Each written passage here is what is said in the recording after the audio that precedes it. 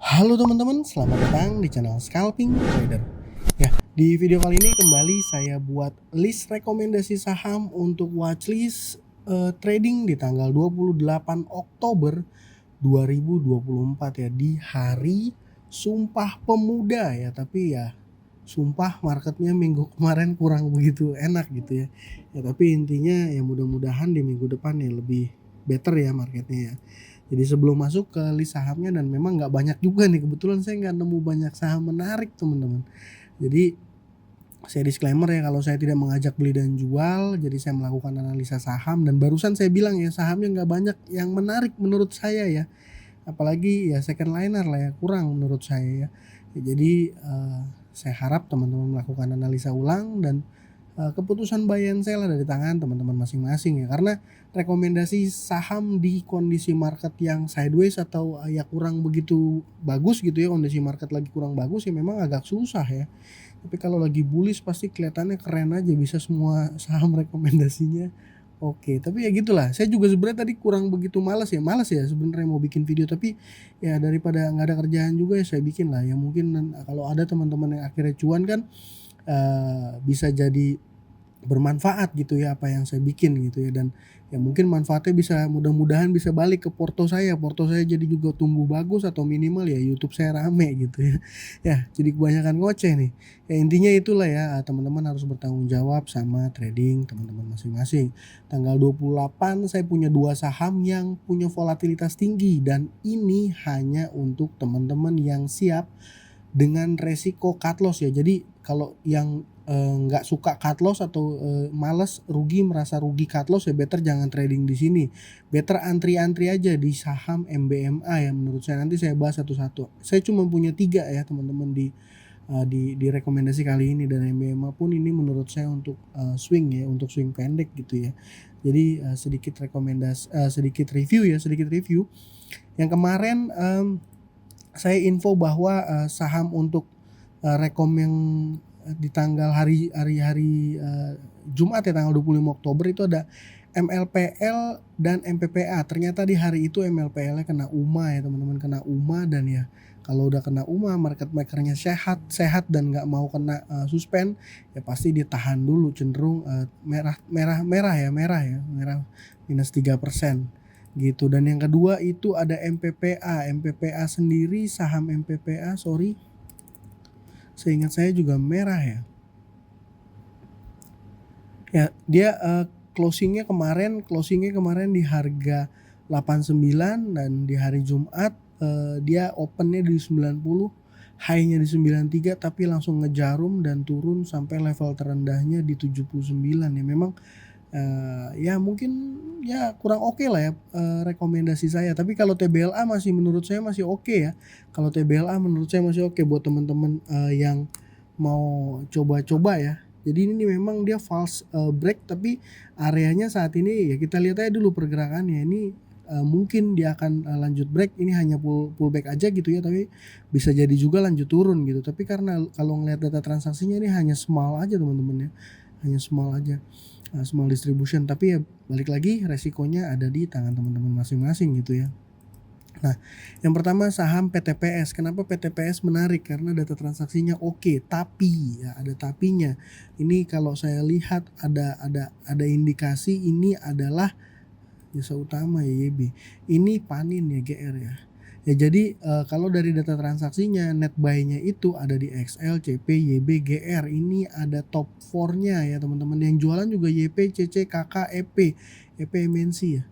Ya, EP MNC. Jadi ini kakak Philip ya. Jadi mostly ini yang fight di sini adalah broker-broker yang biasa dipakai oleh broker retail ya. Jadi memang resikonya sangat-sangat tinggi menurut saya ya, Dan kenapa saya rekomendasikan pure ini? Karena ada volatilitas. Dan ada volume ya, ada volume yang terjadi di hari Jumat kemarin. Biasanya pola saham kayak gini bisa jadi dia lanjut lagi untuk besoknya ya, untuk hari Senin ya. Mungkin harapan saya dia akan lanjut lagi, tapi ini opennya saya lihat dulu, saya benar-benar perhatikan opennya dulu ya teman-teman. Kalau dia open terlalu tinggi dan nggak ada follow up-nya gitu ya, nggak ada yang nge-beat gitu ya, berarti saya nggak akan scalping di saham ini. Dan ya saya pun kalaupun trading ya hanya cepat aja nih kalau di saham PTPS. Yang kedua ada BNLI, ini mungkin tersengat sentimen laporan keuangan yang bagus ya. Ya net income-nya cukup besar di kuartal ketiga di tahun 2024 dan sahamnya ARA ya. Sahamnya ARA. Ya, ini cakep candle-nya dan volumenya terlihat besar ya, tapi ini saya juga mencurigai ada bau-bau big player retail aja yang main. Saya ingat kemarin apa ya, saham AGRS kah atau saham apa saya lupa, itu CP sama pakai broker CP dia besar beli Akum seolah-olah solid, karena ini juga kan ini solid ya, CP buy 2,6 miliar, top buyer 2-nya PD, jadi jauh ya, top buyer 2-nya hanya 379 juta. Jadi kalau dia bukan maker di sini ya bisa jadi dia digebuk ya, bisa jadi dia digebuk. Tapi kalau seandainya dia ya karena kan ini sahamnya ARA ya, artinya kalau sahamnya ARA apa, dia bid-bidnya ini nggak dikasih gitu ya, ini bidnya nggak dikasih, makanya sahamnya bertahan di ARA, nggak ada yang guyur gitu.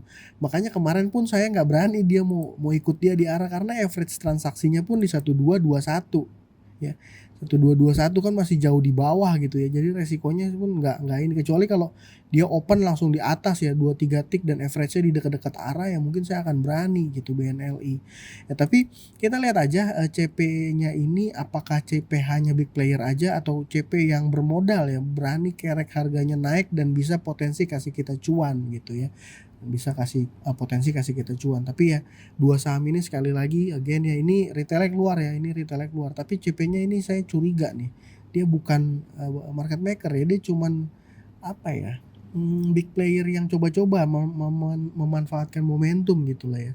Ini kan karena memang sebenarnya sahamnya tuh sepi tuh ya, sepi, dan hanya baru ada beberapa kali doang transaksi ini turun, ini ada yang ngegebuk, saya nggak ngerti nih ya. Tapi ya kita lihat aja market opening. Yang terakhir ada MBMA loh. Kenapa MBMA? Yang pertama, MBMA ini masuk dari pengumuman di keterbukaan informasi, dia masuk dalam LQ45.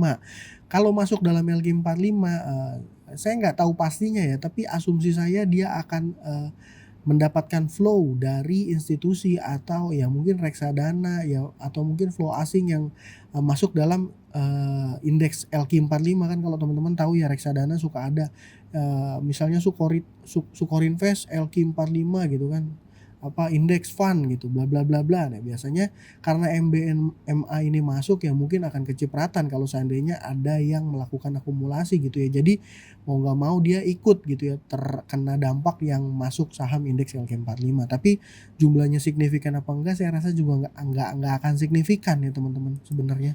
Tapi kalau kita lihat secara chart ya, secara technical data transaksi sih small accumulation ya, dan memang saham liquid. Secara chart ini teman-teman, posisi MBMA ini menarik, kenapa? Karena ada di support ya, dan dia ada di support yang termasuk kuat ya, jarang dia jebol. Ya sempat juga sih jebol tapi langsung di cover balik ya, biasanya nggak lama, maksudnya jebolnya biasanya jebolnya nggak lama ini areanya. Dan areanya itu, nah ini pernah jebol dan gak lama langsung malah naik kenceng banget ya. Area supportnya ada di berapa? Di area 520 ya, menurut saya di area 520. Jadi kalau seandainya teman-teman dapat area angka dapat saham MBMA ini di angka 520 ke bawah gitu, akan sangat menarik sekali. 525 juga sebenarnya sih ya so-so lah ya, oke lah ya. Jadi untuk seminggu ke depan itu alasan saya saham MBMA. Sisanya paling GJTL tuh ya mungkin masih belum tahu ini laporan keuangan kuartal ketiganya belum rilis, tapi sahamnya kemarin minus 1% ya. Nah ini minus 1% kemarin, jadi saya curiga juga nih, agak curiga.